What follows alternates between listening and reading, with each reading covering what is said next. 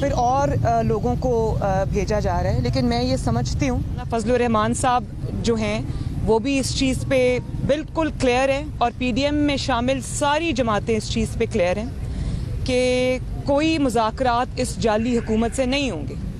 और ये जो मुज़ाकरात की कोशिश है ना, ये एनआरओ मांग रहे हैं पीडीएम से, जो इंशाअल्लाह ताला इनको नहीं मिलेगा। और ये बिला वजह नहीं, मेरी बात सुनिए।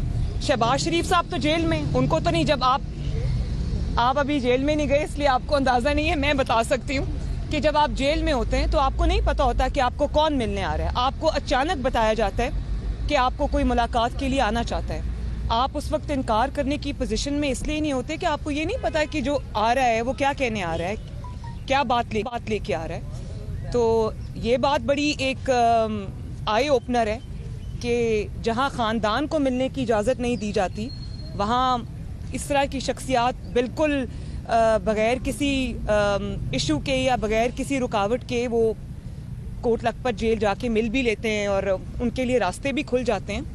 तो इससे बहुत चीज़ें वाज़ेह हो जाती हैं। अच्छा मरीम साहब, एक तरफ मरदमशुमारी का हुकूमत ने ऐलान किया और सिंध में आप जा भी रही हैं। कराची की जो बड़ी जमातें हैं, पीएसपी भी, एमक्यूएम भी, उस पर तहफ़्फ़ुज़ात का इज़हार कर रही है कि कराची की ही अगर हम बात करें मरदमशुमारी में उनके अफराद को कम से कम 1.5 करोड़ से ज़्यादा कम दिखाया गया है।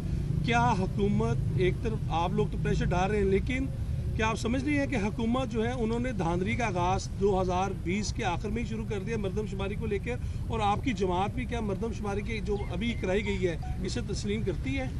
देखिए, धांधली का जहाँ तक बात है तो ये हुकूमत ही धांधली की पैदावार है और इसकी परफॉर्मेंस इतनी बुरी है, इतनी ख़राब परफॉर्मेंस है कि इनको पता चल गया है कि अगला इलेक्शन ये वोट से तो नहीं ले सकते, क्योंकि 2018 का नहीं ले सके तो 2023 का कैसे लेंगे इतनी बुरी परफॉर्मेंस के बाद।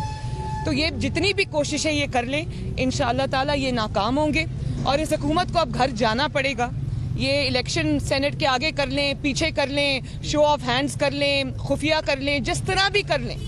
और आप ये देखें कि कैबिनेट की मीटिंग हो रही होती है, तर्जुमानों का इजलास हो रहा होता है और वो जाली सिलेक्टेड वज़ीर आज़म खुद उसको चेयर कर रहा होता है।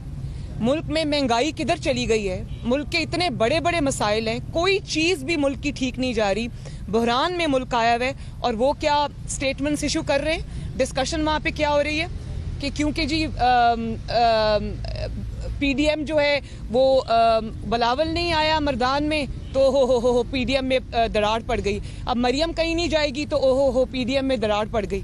मुझे तो सीरियसली मुझे उनकी इस वक्त रहम आता है ज़हनी हालत पे, जो अपनी पूरी नज़रें पीडीएम पे लगा के बैठे हुए हैं कि फलां लीडर वहाँ नहीं पहुँचा तो उम्मीद लगा के बैठ गए कि शायद दरार पड़ गई हो।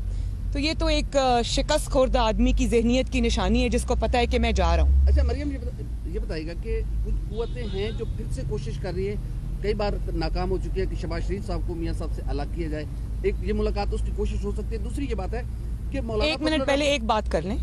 देखें, ये बात हिस्ट्री से साबित भी है, ये बात आज के दौर में भी साबित हुई है कि शहबाज शरीफ साहब जो हैं वो अपने भाई के बहुत वफादार हैं, अपनी पार्टी के साथ वफादार हैं। और अगर वो वफादार ना होते तो इस नालायक को वज़ीर आज़म बनाने की ज़रूरत ना पड़ती, आज वो वज़ीर आज़म होते।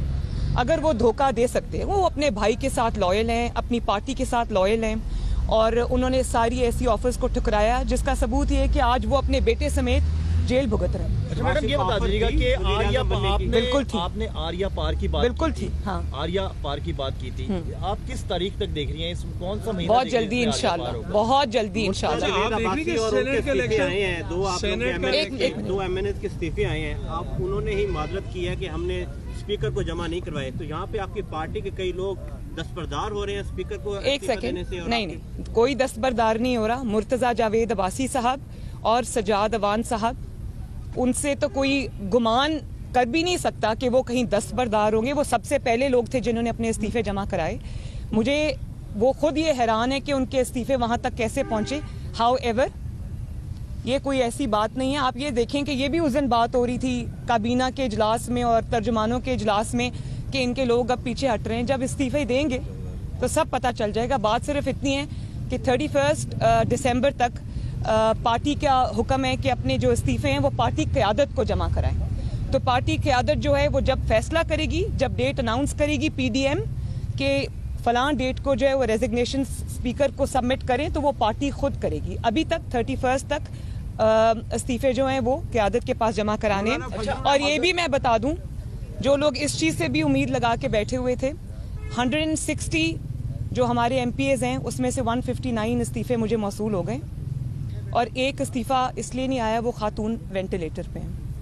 और इसी तरह नेशनल असेंबली के भी 95% इस्तीफे मुझे मौसूल हो गए।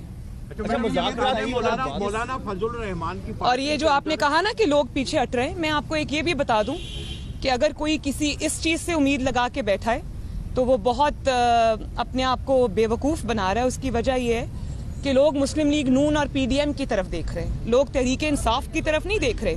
हमारे सारे मेंबर्स को भी पता है और पीटीआई के मेंबर्स को भी पता है कि मुस्तकबिल जो है वो पीटीआई का नहीं है। तो अगर कोई ये खाम ख्याली रख के बैठा हुआ है कि जमात के लोगों को तोड़ लेगा, अब इन्होंने JUIF के लोगों को तोड़ने की कोशिश की तो क्या हुआ, बैकफायर हुआ ना। 2-3 लोग आप कहीं से खड़े कर दें और वो पार्टी की आदत के खिलाफ बयानात अचानक देना शुरू कर दें, तो अवाम इतनी बेवकूफ़ नहीं है, लोगों में बहुत ज़्यादा शऊर आ गया है और लोगों को ये पता होता है कि पुराने कोई जो डिसिडेंट्स होते हैं आप उनको अचानक अगर खड़ा कर दें और उनको मेन स्ट्रीम मीडिया भी कवरेज देना शुरू कर दे अचानक, जिनका नाम लोगों ने नहीं सुना होता, उनको आप मेन स्ट्रीम मीडिया पे लाकर आप उनको कवरेज देना शुरू कर दें और वो क़यादत के खिलाफ ये कहा, क़यादत के खिलाफ वो कहा, तो लोगों को सब समझ आती है। ऐसी चीजें चलेंगी नहीं जो गैर महसूस किरदारों की बात हो रही है बार बार, आपको नजर आ रहे हैं गैर महसूस किरदार और पीडीएम का मुस्तकबिल क्या देख रही है? मुझे नहीं, पूरे पाकिस्तान को गैर महसूस किरदार नजर आ रहे थे और अब पूरे पाकिस्तान को ये भी नजर आ रहा है कि जो गैर महसूस किरदार हैं वो पीछे हट रहे हैं। आखिरी क्वेश्चन मुलाकात हुई है तो उसमें मोहम्मद अली दुरानी साहब से जो गुफ्तगू हुई है उसमें भी शहबाज साहब ने कहा है कि मैं पार्टी का पाबंद हूँ, पार्टी फैसलों का पाबंद हूँ, पीडीएम जो फैसला करेगी मैं उसके साथ जाऊँगा। तो क्या ज़िमनी इलेक्शन के हवाले से भी कोई ऐसी बातचीत चल रही है कि ज़िमनी इलेक्शन में आप हिस्सा लेंगी और सेनेट इलेक्शन में? देखें, बिल्कुल एक डिबेट हो रही है। पार्टी में 2 किस्म की राय है। ओवरवेलमिंग राय पार्टी में ये है कि पार्टी को इलेक्शंस में हिस्सा नहीं लेना चाहिए, कि हुकूमत अगर जा रही है तो हम अपनी 1-2 सीट्स कुर्बान कर सकते हैं, उसका इशू नहीं है, लेकिन हतमी फैसला अब पीडीएम करेगी। अगर पीडीएम मौलाना फजलुर रहमान साहब की सरबराही में ये फैसला करती है कि हम इलेक्शंस नहीं लड़ेंगे तो हम नहीं लड़ेंगे। अगर क़यादत बैठ के ये फैसला करती है कि इलेक्शंस में जाना चाहिए तो फिर ऑब्वियसली उसको फॉलो किया जाएगा। ये कब होगा फैसला? दोनों में जाएंगे। ये फैसला कब तक मुतवक्को है? ये इंशाल्लाह ताला अराउंड 2-3 जनवरी ये फैसला हो जाएगा। ठीक है, थैंक यू जी। लाहौर में मीटिंग होगी जी इंशाल्लाह, थैंक यू। मरियम नवाज जाती उम्रा में मीडिया से गुफ्तगू कर रही थी। उन्होंने कहा कि पीडीएम का फैसला और सब पार्टीज को इस फैसले को